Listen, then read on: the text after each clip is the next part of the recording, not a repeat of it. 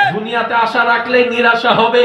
রব বলে এটাই দেখাতে চাই, যত আশা আমি রবের উপর রাখ, যত স্বপ্ন আমি রবের উপর রাখ। তোর জীবনে যা কিছু আছে আমার নবী মুস্তাফার অন্তর মহব্বত ভালোবাসা আর তাজিম অন্তরে রেখে সব আমার দিকে দে, আমি আল্লাহ তোর জন্য যথেষ্ট।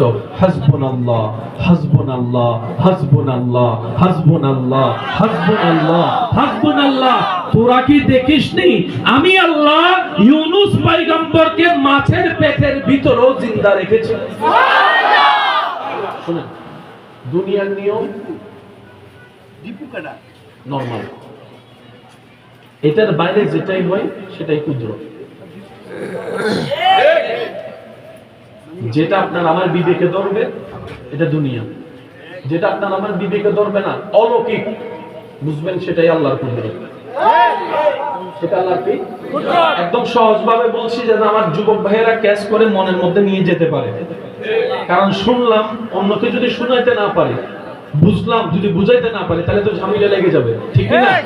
আমি চাইবো এই আলোচনার মাধ্যমে এখান থেকে যারা যাবে তারা যেন বন্ধুদের আড্ডায় বসে দুইজনকে বুঝাই দিতে পারে আল্লাহর কুদরত কি জিনিস। বোতলের ভিতর পানি, এখানে অবাক হওয়ার কিছু আছে? বলেন না ভাই, অবাক হওয়ার কিছু আছে? Just normal. এটা কি বলেন, এটা কি নরমাল? পানি আছে কোথায় বলেন না ভাই, একটু বলেন। এই বোতলটার মধ্যে কোনো ছিদ্র?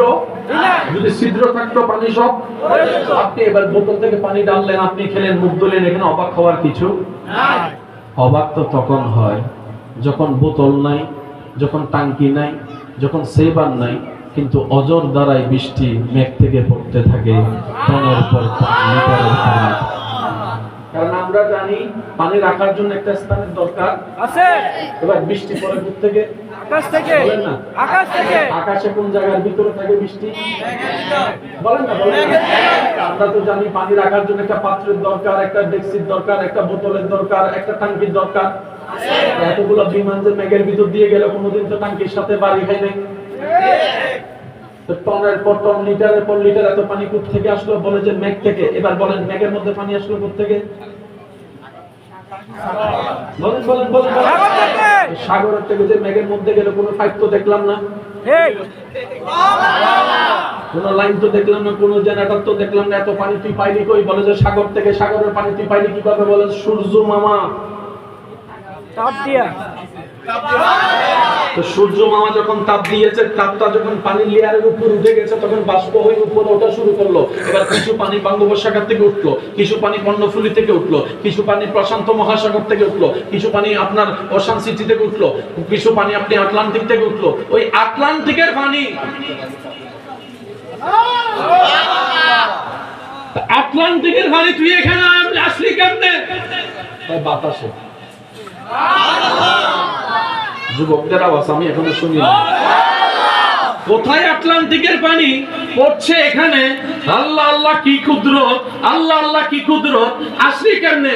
আমি মেঘ থেকে আসছি, মেগাসোস থেকে, আমি আমেরিকা থেকে। আমেরিকার উঠলি কেমনে? সূর্য মামা যখন তাপ দিছে উঠে গেছি। এবার আসেন, আপনার জানা মতে পৃথিবীর সবচাইতে জমজম ছাড়া সবচেয়ে আর্সেনিক মুক্ত পরিষ্কার পানির নাম কি? বৃষ্টির পানি। আচ্ছা, আপনারা কি আমার কথা শুনতে পাচ্ছেন? শুনলে একটু মেহেরবানি করে উত্তর দিবেন, কারণ আমরা চাই প্রত্যেকটা মাহফিল এক একটা ক্লাসের মতো হোক। কি বলেন যুবক ভাইরা, রাজি আছেন তো ইনশাআল্লাহ? পৃথিবীতে জমজম ছাড়া সবচেয়ে ক্লিয়ার পানি কি কোন পানি বলা হয়? বিন্দু পরিমাণ কোনো আর্সেনিক, বৃষ্টির পানি মৃত মিষ্টি কোনো পানি, পরিষ্কার কোনো পানি। সেজন্য আমাদের অনেক মা বোনেরা দেখবেন বৃষ্টি পড়লে, বিশেষ করে গ্রাম অঞ্চলের মধ্যে, ওনারা পানি সঞ্চয় করে, পানি রক্ষা করে, ওইটা দিয়ে আবার পানি পরবর্তীতে ওনারা খেয়ে। এবার শুনেন, সাগরের পানি কি? বলেন বলেন। আপনার এলাকায় যে পানি পড়ছে বৃষ্টির পানি কি? লবণ পানি মিষ্টি হইলো কেমনে? এখানে তো কোনো ফিল্টার মেশিন বলেন না রে ভাই। দোকানে যেরকম ময়লা পানি উপরে ডালে না এক ফোঁটা করে পরে ফিল্টার হয়ে পরিষ্কার হয়, এখানে কোনো মেঘের ভিতরে তো ফিল্টার মেশিন নাই। How can possible? জগৎ বলে এটা টোটালি ইম্পসিবল। কিভাবে সম্ভব? রব বলে আমি রবের দিকে একবার তাকা, এটাই আমি রবের কুদরত।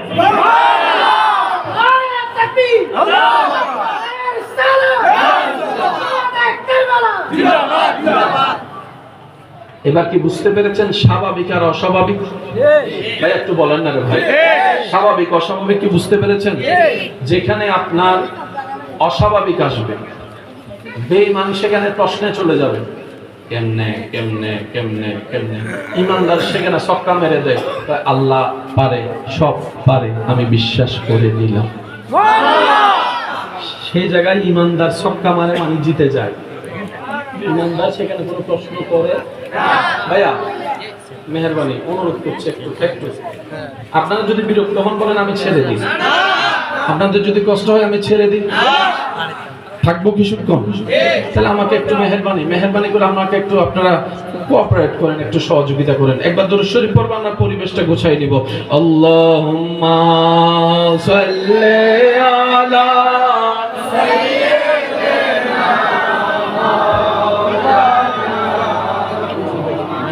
ওয়া আলা আলি সাইয়্যিদিনা। এবার যার যার জায়গা থেকে সবাই একবার বলেন আলহামদুলিল্লাহ। আওয়াজটা একটু বড় লাগবে। এতটুকু কথা যারা বুঝতে পেরেছেন তারা একবার বলেন মারহাবা। স্বাভাবিক জিনিসে দুনিয়ার সাথে রিলেটেড, অস্বাভাবিক সবকিছু মানে অলৌকিক সবকিছু। এই কুকুরটা কিন্তু আল্লাহ বানায় নাই, আমরা আমরা আমরা মানুষরাই বানাইছে, কিন্তু এই পুকুরের পানিটা আল্লাহ। আর সেই পানির গুণটা আমার বিজ্ঞানের ছাত্র ভাইয়েরা আমাদেরকে এভাবে শিখায় বুঝায়, হ্যাঁ পানি মানে হচ্ছে H2O। বলেন H2O, বলেন H2O। এটা নিয়ে কারো কোনো দ্বিমত? এবার আমি আপনাদেরকে প্রশ্ন করবো, আপনার উত্তর দিবেন। ভাইয়া তৃষ্ণা লাগলে কি খেতে হয়? পানি। কুমিল্লার পানি যদি কেউ খায়, তৃষ্ণার্ত ব্যক্তিকে আপনি পানি দেন, উনি পানি থেকে দাঁড়িয়ে খাবে না বসে? যদি ভুল করেও দাঁড়িয়ে যায়, আপনি বলবেন ভাইয়া বসে খান। কুমিল্লার পানি দাঁড়িয়ে না বসে? ঢাকার পানি আরো জোরে, ইংল্যান্ডের পানি, লন্ডনের পানি, আমেরিকার পানি, সুইজারল্যান্ডের পানি, ইউরোপের পানি, আফ্রিকার পানি।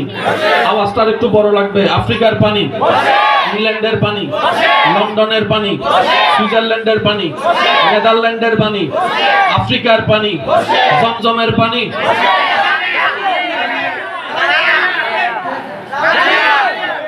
শুনি না পানি তো পানি, H2O, H2O, সব পানি বসে। জমজমের পানি যখন হাতে আসে তখন ইসলাম বলে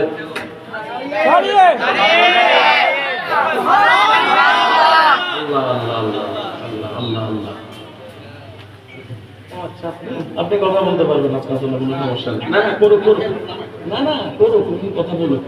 ওদের হাতে রুচিলে আমরা গুনাহগারের হাতগুলো একটু দোয়া কবুল হবে। আমাদের হাত তো গুনার গুনাহ, ঠিক না? মাসুম বাচ্চার হাতের মধ্যে কোনো গুনাহ নাই। সব পানি বসে। জমজম যখন হাতে রমজান মাসে মদিনা মক্কা শরীফ গিয়েছেন এমন কেউ থাকলে তাদেরকে জিজ্ঞেস করবেন। আমাদের এখানে সারাদিন রোজা রেখে যখন দুপুর 12টা বাজে, তৃষ্ণা যখন বেশি লাগে, অনেক যুবক ভাই এমন আছে নিজে শরবত বানায়, কিংবা যে শরবত বানায় তারা বলে, মা আফা আমার জন্য 2 বোতল রেখো। আছে সে আবার নিজেই প্রসেসিং করে সেটা ফ্রিজে রাখা দেয়, যদিও ইফতারের সময় 1 গ্লাস 1.5 গ্লাসের বেশি আর খাইতে পারে না।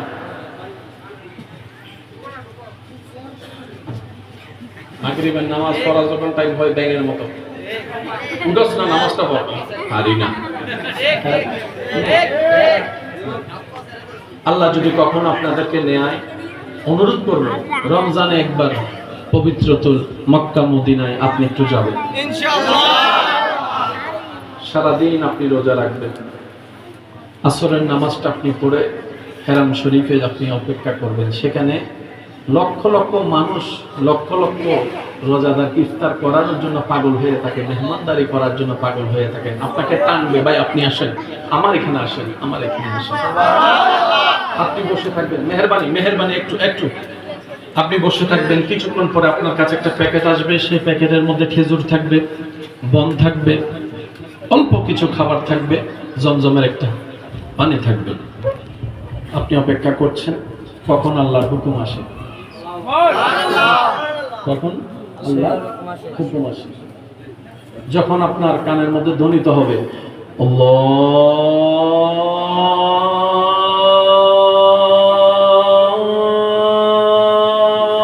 আকবার,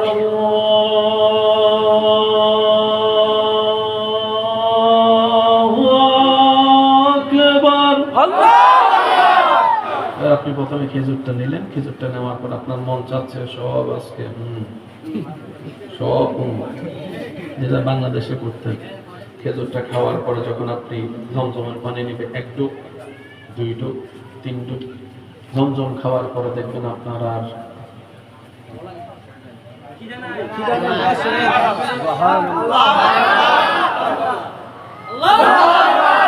আল্লাহু আকবারটা ঈমানি আওয়াজ দিয়ে বলেন, আরেকবার বলেন। এবার সেই রোজাদার ভাবনায় পড়ে গেল, যখন আমি বাংলাদেশে ছিলাম ছোলা, মুড়ি, পেঁয়াজু, বেগুনি, সিরা, শরবত, আলুর চপ, আজকে আমার সেই রুচিটা গেল কোথায়? ভাবনায় যখন পড়ে গেল, এবার গবেষণায় লাগলো কিছু তো একটা আছে, কিছু তো একটা আছে, সুবহানাল্লাহ, কিছু তো একটা হয়েছে, কিছু তো একটা আছে। এবার সেই গবেষণায় করতে করতে করতে করতে করতে করতে করতে হঠাৎ করে একজন জাপানি বিজ্ঞানীর পানি নিয়ে গবেষণার তত্ত্ব, ওনার রিসার্চটা সামনে চলে আসলো।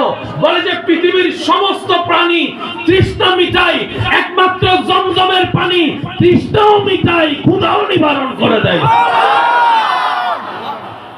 জমজমের পানি তৃষ্ণাও মিটায়, ক্ষুধাও নিবারণ করে। এই জিনিসটা বুঝতে পারলে আপনি বুঝতে পারবেন, আলেমদের জবানে যে শুনেছেন সাহাবায়ে কেরাম অল্প একটু খাজুরের টুকরা খেয়ে সারাদিন রোজা রাখতো, অর্ধেক খাজুরের টুকরা খেয়ে রোজা রাখতো। How can possible? Zamzam Zamzam Zamzam. কিছুদিন আগে, গত 2-3 বছর 4 বছর আগে আমাদের কাছে একটা বড় রোগ আসছিল। রোগটার নাম কি? করোনা। মাশাআল্লাহ, আমরা বাঙালিরা করোনারে ভয় পাই না, কিন্তু পুলিশের বেতার বাড়িরে ভয় পাইছে। এটা হয়তো আপনারা এলাকার মানুষও সাক্ষী আছেন। বাহিরে গেলে করোনা ধরার সম্ভাবনা আছে, তার গায়েও লাগে না, যদি কয় পুলিশ আইতেছে। আসেনি? আবার এখানের ভিতরে এমন অনেকে আছে করোনার টিকাটা নেয় নাই, হাত তুলছে, আছে না? তাকে হাত তুলে না, আসেনি? করোনায় মরে যায়, টিকা দিতাম না। বলেন না রে ভাই, বাস্তব অবস্থা। করোনায় মরতে রাজি, কিন্তু টিকা নিতে রাজি। এবার আমার ভাইরা বলেন, করোনার মধ্যে যে টিকাটা দিচ্ছে, এটা কি করোনার ওষুধ? না, অ্যান্টিবায়োটিক। এটাকে কি দেওয়া হয়েছে? প্রত্যেকটা মানুষের শরীরের মধ্যে রোগ প্রতিরোধ ক্ষমতার হিউম্যানিটি আছে। প্রত্যেকটা মানুষের শরীরে রোগ প্রতিরোধ ক্ষমতা দিয়েছেন কে? আল্লাহ। আমাদের ব্যর্থতা, আমাদের অনিয়মতা, আমাদের খাবার, ঘুম, সবকিছুর অনিয়ম করতে করতে করতে করতে করতে করতে রোগ আসলে 100 মাইল বেগে আল্লাহ আপনার শরীরে দিয়েছেন 300 মাইলের পাওয়ারের রোগ প্রতিরোধ ক্ষমতা। কিন্তু আমাদের ব্যর্থতার কারণে সে রোগ প্রতিরোধ ক্ষমতা আস্তে আস্তে আস্তে আস্তে আস্তে আস্তে কমে গেছে। বলেন না রে ভাই, কমে গেছে। এখন 100 মাইল বেগে আসছে করোনা, আপনার কাছে আছে মাত্র 40-50 পাওয়ারের রোগ প্রতিরোধ ক্ষমতা।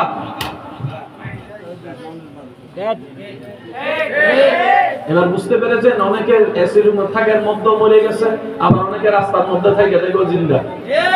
এবার বলেন, হিকমত কার? ইশারা কার? কুদরত কার?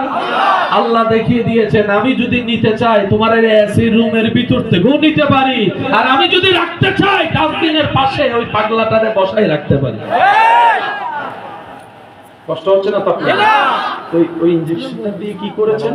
রোগ প্রতিরোধ ক্ষমতা। এখন করোনা আসতেছে কত মাইল বেগে? আপনার ভিতরে আছে এখন 200 মাইলের শক্তি পাওয়ার। হালকা গায়ে জ্বর উঠতে, এখনো পর্যন্ত করোনার কোনো ওষুধ আমি কেন বলবো আপনারা একটু বলেন না। এখনো পর্যন্ত করোনার কোন ওষুধ বের হয় নাই। আল্লাহু আকবার। আল্লাহর হাবিব নবী একটা ওষুধ 1450 বছর আগে দিয়ে গেছেন, যে ওষুধের দাম আপনার আমার কারো কাছেই নেই। কালো জিরা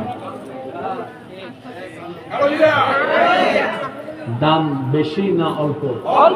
কিন্তু আমাদের কালো জিরার সাথে কোনো সম্পর্ক আছে? কিসের সাথে? বার্গার, মোমোস, ফুচকা, কি পিজা, তারপরে চিকেন ফ্রাই, পাস্তা, মোর্স।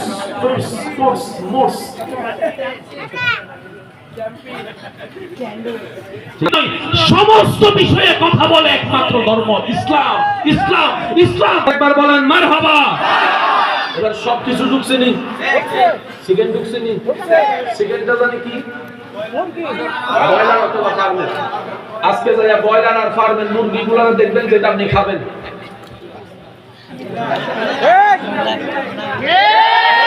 সে নিজে তাড়ানোর শক্তি নাই। আমার মা বোনদেরকে অনুরোধ করবো, যারা বাজার করেন তাদেরকে অনুরোধ করছি, আমাদের ভুলটা হচ্ছে কোথায়? সমস্ত রোগের সৃষ্টি হয়। সেজন্য ডাক্তারের কাছে যখন আপনি ওষুধ নিয়ে যাবেন, বেশিরভাগ ডাক্তারে দেখবেন আপনারা খানা বাঁচা দেয়। ও ডাক্তার, খানার লগে কি? ডাক্তার কয় সব রোগের মূল হচ্ছে ফ্যাট। ফ্যাট যার যত নিয়ন্ত্রণ, সে তত রোগ থেকে মুক্তি। জানা তা ঢুকাইও না। এই দেখেন, ইসলাম বলে, ডাক্তারও বলে খাবার আগে হাত ধো।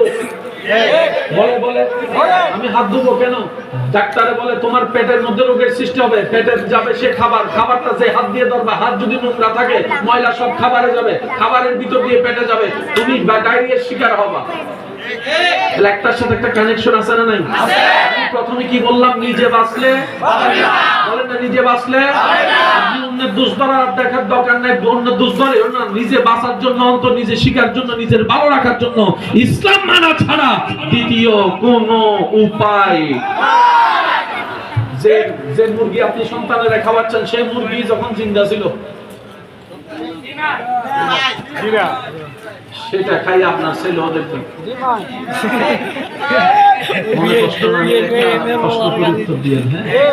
আপনার জানা মতে গ্রামের ছোট বাচ্চারা বেশি শক্তিশালী নাকি শহরের? কেন শক্তিশালী গ্রামের গুলা? তারা খালি পায়ে হাঁটে, তারা গাছে উঠে পরে খাইতে খাইতে খাইতে সব শক্ত হয়ে যায়। কিছু কিছু মানুষ জিমে যায় আর সারাদিন পরিশ্রম করে 2-3 ঘন্টা বডি বানায়। 6-7 মাস করার পর আমার ভাইয়ের মোটামুটি যা হওয়ার হয়েছে। উনি যখন রাস্তা দিয়ে যাচ্ছে, হঠাৎ করে ওনার গাড়িটা জ্যামে পড়লো। এমন জায়গায় জ্যামে পড়ছে যেখান থেকে মানুষ বালি উত্তোলন করতেছে। যখন বালি তুললে ওয়ালাদের বডি দেখছে,